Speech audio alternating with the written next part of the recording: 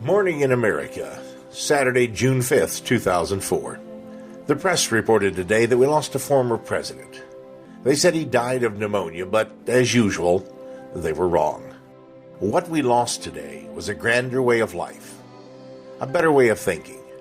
We lost a vision, the vision of a shining city on a hill whose beacon light guides freedom-loving people everywhere, as Reagan was fond of saying. We lost, if not the beacon, at least the caretaker of the lighthouse, Ronald Wilson Reagan. He loved America, but more importantly, he was a man of faith who loved his God and Savior.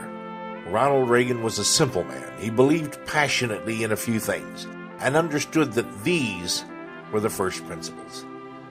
He understood that if he got these right, they would act as both filter and prism for everything else.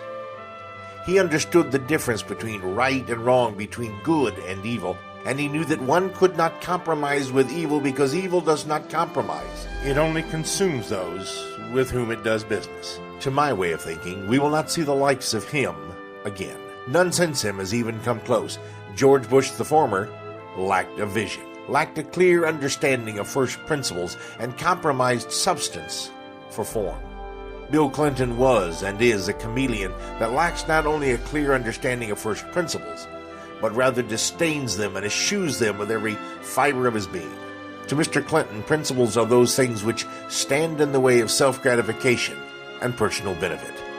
George Bush the latter had a shot at greatness, but having put his hand to the plow, he faltered and looked back. His unsteady hand, if not corrected, will be his ruination both electorally and historically.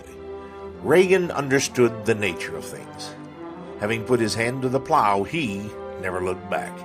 He knew that to defeat communism, one didn't play nicely with it, one crushed it. He understood, as did our founding fathers, that government is best when it is least. He understood that no nation ever taxed itself to prosperity. Reagan knew that the world was a dangerous place, and that to be less than prepared for war dramatically lessened the chances of peace. With the passing of Reagan, I fear we also see the passing of an era that will not return. I fear that we have passed the time of a new morning in America, which leads inevitably to the darkness of political night.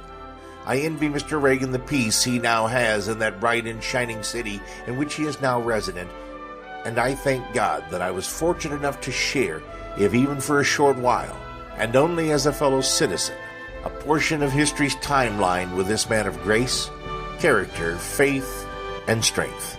Few have the opportunity to share history with greatness, but we as a nation have that opportunity. When history books are written, if they are fair, if they are honest, they will remember Ronald Reagan more than kindly. They will remember him valiantly, as he led America back from defeat and chaos, and the world, albeit reluctantly, back from the brink of annihilation to the shores of sanity. The Gipper will indeed be missed, but regrettably, probably not replaced.